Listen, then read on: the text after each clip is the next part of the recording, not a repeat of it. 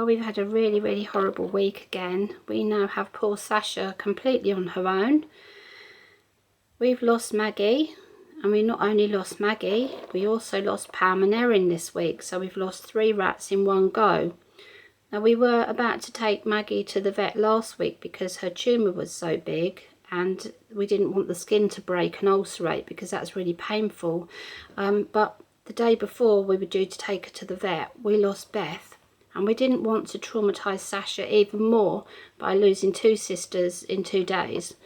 So we cancelled that vet appointment, and then unfortunately I was unwell and I've been in hospital and I've had lots of tests and things. I've got lots of health problems, but just recently I've been really unwell again. I've got no idea what's wrong with me. I have lots and lots of appointments coming up and trying to sort that out. So we decided that I had one day free when I didn't have any appointments, and I thought I've got to take the rats to the vet and take Maggie before her tumour ulcerates, and also take Pammy because her tumour was also getting quite big.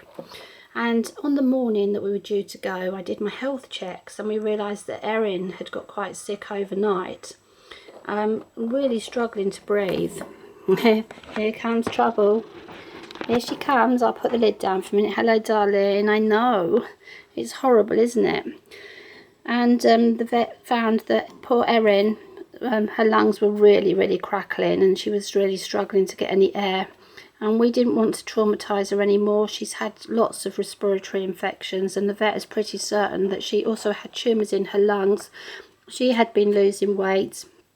So we had to have all 3 rats put to sleep. Excuse me. That was really upsetting. I've lost 2 at once before, but not 3. And to come home and poor little Sasha.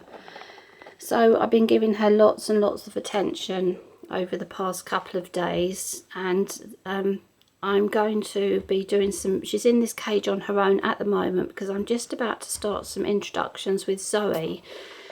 Now, she knows Zoe really well because they used to be in together when we first got Zoe, but I had to move Zoe out because Beth was always really bullying Zoe, poor little Zoe.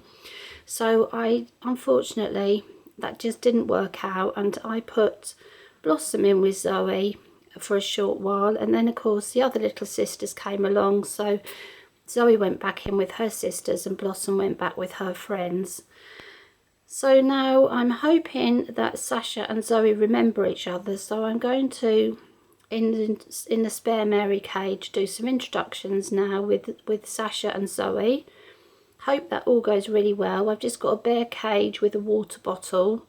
If they're okay, I shall add a food bowl with just some plain nuggets, so there's nothing much to fight over.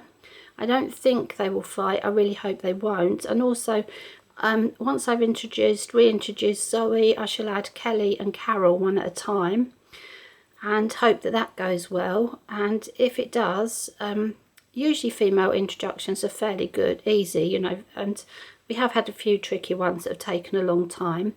But with these girls, I think the fact that Sasha is so tiny, I'm hoping that they will think she's probably a baby.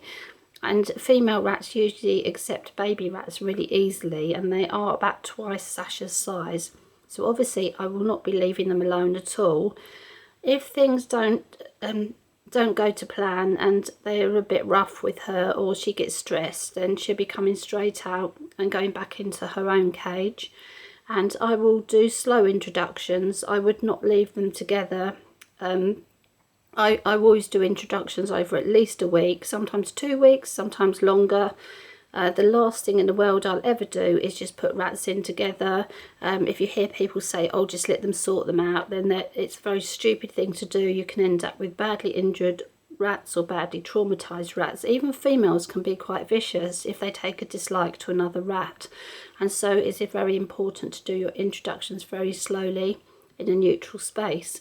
The idea is that over the next week or so, hopefully I will be able to get them all in together very quickly, because I don't want Sasha on her own for too long. At the moment, she's, apart from being a bit snuffly, she is okay. She's eating well, and everything. So I will, you know, just see how things go. But I probably won't be around to answer as many questions as I have done for the next few weeks, but I will be reading all your comments. I look forward to reading your comments. Where I can, I will try and answer things or direct people onto the relevant video. I do have quite a few pre-recorded videos which I will be putting up on weeks where I have lots of hospital appointments and I don't have time to film. So I have been working on the frequently asked questions videos. So I will of course keep everyone updated as to the health of the rats. Any developments in the health of the rats will be reported every week, either here or on the Facebook page. So I know some people are thinking, oh, you know, you're just losing all your rats, but it's something I have to make you aware of. If you take on a big group of rats that are all the same age, you're going to lose them at the same time. There is no easy answer. We have been unlucky that our rescue groups had very poor genetics. They were all from the same parents. Apart from Beth, Maggie and Sasha, and of course they are nearly 2.5 years old, so they are actually in fact a fairly good age. So it would be wrong of me to pretend everything's always happy and lovely when you rescue. At the end of your rats' lives, it is sad, it's hard, it's stressful, but it is part of rescuing rats. Things do get better, they will get better, but before they get better, they're likely to get even worse. And that's something that I need to make people aware of. So it's important that you have the time to care for old sick rats, that you have the money to pay for their vet bills, and you know, there's nothing you can do if your rats have bad health. You just have to deal with it. It's part of keeping rats. So anyway, I hope that next time I talk to you that it won't be so sad and depressing, and I will keep you updated of how the rat introductions work out. Yeah, poor little baby girl.